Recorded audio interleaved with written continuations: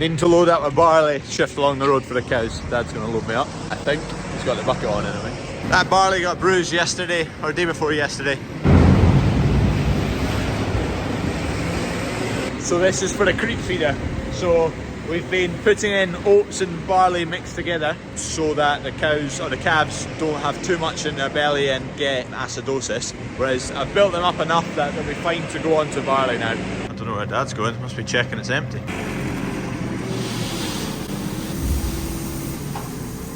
In that bucket can usually hold of whole barley just shy of 2 tonne. But when you roll it, when you bruise it, it fluffs it up loads and it's way less dense. We're needing 4 tonne of this. I think probably 3 bucketfuls will do it. Does it go up by 50% in, or down by 50% in density? Well, it's actually probably only 33%. Is my maths all over the shop? I'm not sure.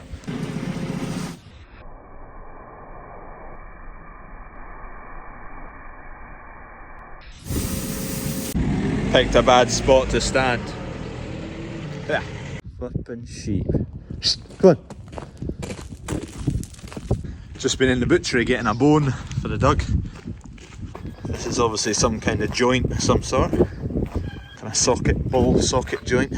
Okay, finally getting back to finishing this stone grape because we could do with it for sowing coming around for spring sowing, autumn sowing. The stage I got this to was I need to fill these bits up with steel and then cement.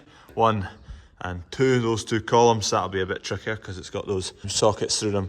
I'll actually probably only be able to put kind of cement in there.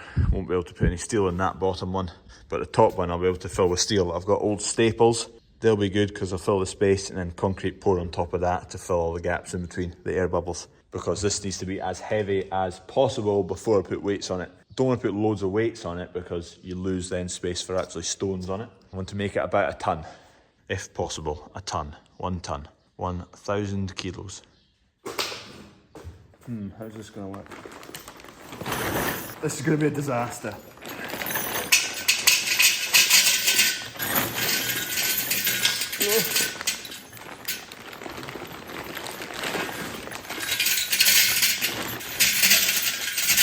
They don't flow very well.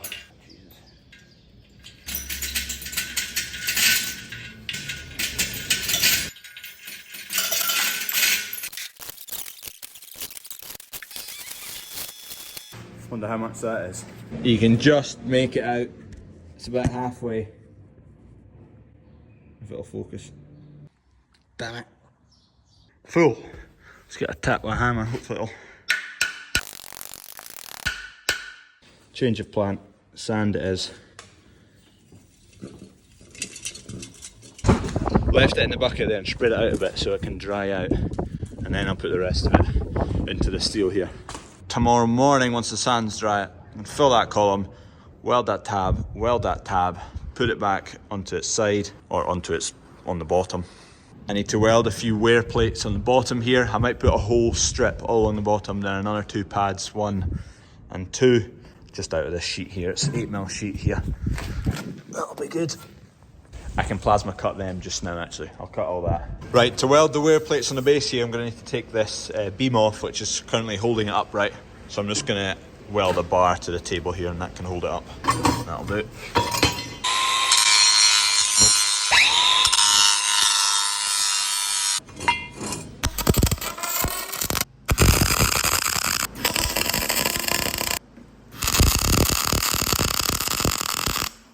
That'll do it.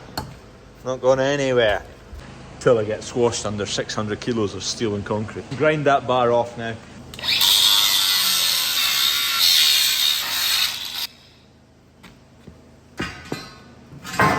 I'll just change this out for a flat disc so I can tidy up that edge, make it nice and neat. That's a flat disc. They're just sandpaper, but for a grinder.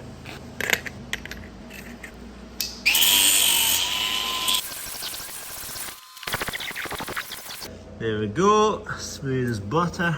I'm jigged up here to run the plasma cutter along there, and that'll give me a strip that's just shorter than the height of that. So I'll have to add another patch on the end, which is a wee bit annoying, but hey ho. It won't matter, it just needs to, it means I need to cut a wee bit more metal.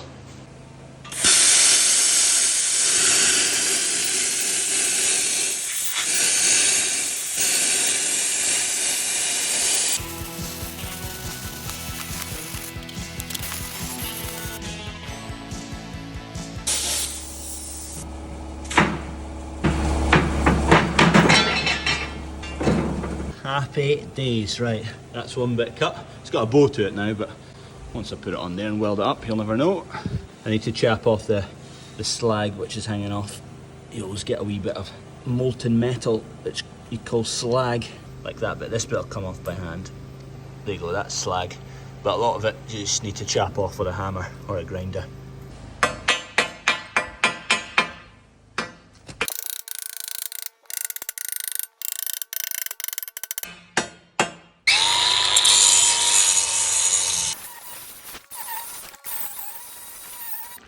Point and shoot. It's not on. I unplugged it.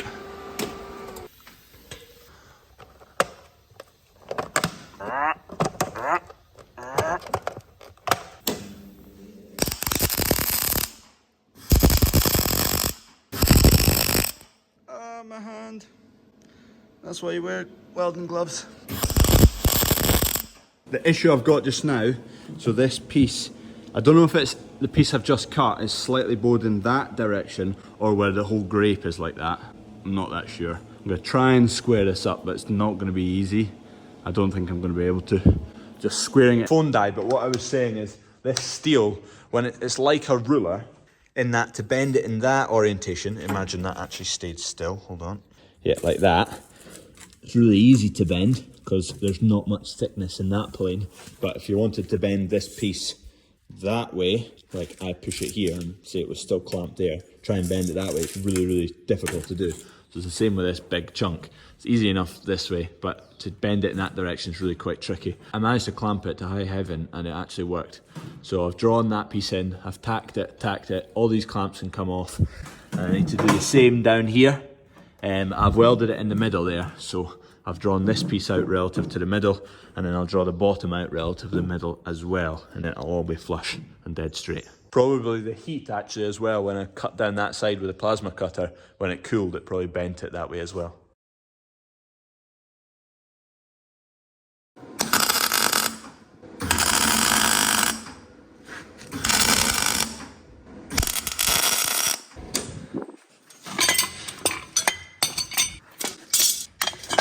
It's all relatively square now, so I can weld these seams. I'm not going to do the whole seam, I'll just do 3 inches, 3 inches, 3 inches. I've upgraded from safety squints to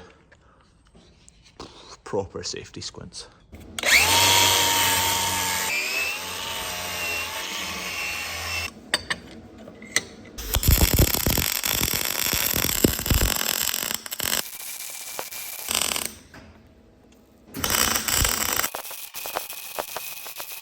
It's a bit rough and ready. I changed the settings a wee bit, but I'm not making any progress. I think I've got too much wire speed. Oh, rough as hell down there, Jesus. I'm going to mess about with some offcuts, just so I can get my settings right before I do the rest of it. Otherwise it'll all look ugly, and it'll really wind me up. It wasn't bad in there. It's a little bit sunken in the middle and high on the outsides. But yeah, above that, not very nice. Below that, not very nice. And then I changed the settings and made it worse, actually. Need to head off, I've abandoned that. Dad's been making up, or starting to make up some feeds for some cattle and washing the cattle courts. I'm going to grab this tractor and trailer, it's got the feed in it that we loaded earlier. Take that home with me, sort out the creep feeders. Open trailer, tractor outside going home, oh, cloudy skies, is this a bad idea? I think it is. I think it is. Should I turn around? Go for it. Well, That's a bad idea. God damn it. Here's the old grain dryer pit, which I've just had a thought actually. Might come round with a forklift and take these grids, because they'd be useful to use as like a cattle grid maybe. Good morning, cows. They are hungry. There's the big lad. Hello, boy. Charlie, this is on the way to you. With harvest. 2 weeks away, 1.5 weeks away. We've still got quite a bit of wheat lying there. We've got some seed barley in the corner there. Don't know what we're going to do with that. Malting barley behind that wall there. A wee buckle of oats there. Actually no, I cleaned up that wee puckle of oats and fed it to the cattle. Soya, that needs to be shifted. That trailer's full of wood chips. The main concern is the pile of wheat, none of which is sold. Actually, maybe 2 or 3 loads. Dad might have sold 2 or 3 loads a few weeks ago. Right, nip down, check on this cow down here which had mastitis. Well, hopefully had and not has. There she is over there. There's the mountain bull having a wee sniff about. She's a heifer actually. Still doesn't look very nice, but that's definitely improved. That's good news. Yeah, she's cleaned up a bit. She's looking better anyway. That was probably 4 days ago we gave her set of injections, so we'll give her another few days and just keep an eye on her till then. Might need to get her in again. It's definitely improving, as long as it keeps improving. There's a lot of cows with, see that? Tiny wee nicks on their teats. Quite a few of them have got tiny wee cut, slight openings. Flies are attracted to that as well, so I'm not sure why that is. If anyone's got any information on that, then let me know. I'm about to go and do a bit of research and try and figure out why. We've been having quite a lot of rain and the rye's not enjoyed it. Some of it's starting to lay flat, I've actually, yeah, ooh, it's not looking good at all. Oh no, you do not want a 4.5, 5 foot tall crop to go flat, golly. This is going to be a tricky one to combine. It's still 2 weeks away, I would say, at least. And the weather's not looking good for the next few days. Look at that, oh gee. Heck. Thank God there's only 12 acre of this stuff, 10 acre of this stuff. We have an escapee cattle beast. It fancies chewing some sunflowers, I think. This is why we had one of the beasts escape. Strainer's rotten and collapsed. So we need to get this repaired. That's just a way to get some gates for now to pen this corner off. Thankfully they're quite calm beasts, these two, so they just stoated about the grass and then walked back in. Right, I'm here with Hamish, who's visited from Fort William. Yeah. And he prefers cattle over sheep, so he's a good un. Where'd you get your hats? The farm shop. The farm shop. And what should people do? They should Buy the hats. buy the hats and subscribe. And subscribe. Good man. And Cheers, like. Hamish. And like. Do what Hamish says. Cheers. I think I'm owe Hamish a wee backhander for that sales pitch.